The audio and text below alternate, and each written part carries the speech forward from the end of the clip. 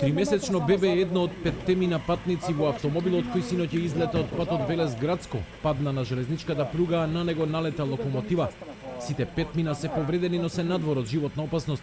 Несреќата се случи синоќа околу 19 часот кај дирекцијата на Агрија во близина на јужниот влез на Велес.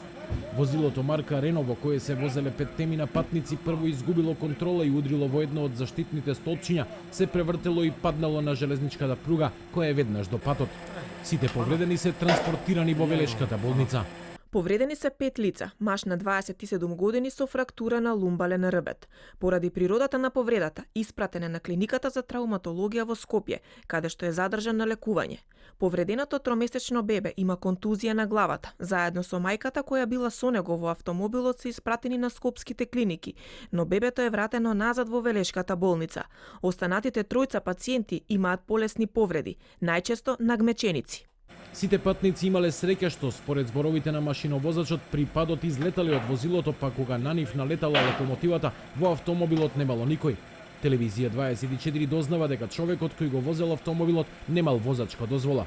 На 13.5.2020 во 17:05 часот на железничката пруга Градско Велес на околу 2 км пред влез во Велес се случила железничка незгода помеѓу товарен воз кој сообраќал на релација Гевгелија Скопје и патничко возило Рено со скопски регистарски ознаки, управувано од БД, од Куманово кој претходно излетало од патот и паднало на пругата.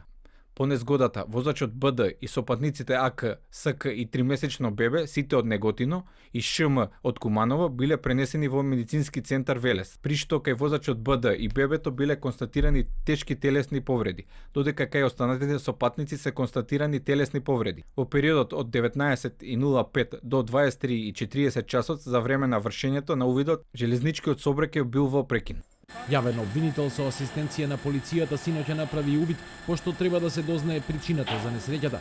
Доцна синоќа возилото беше извлечено од пругата, која по прекинот од неколку часа повторно беше пуштена за железнички сообраќај.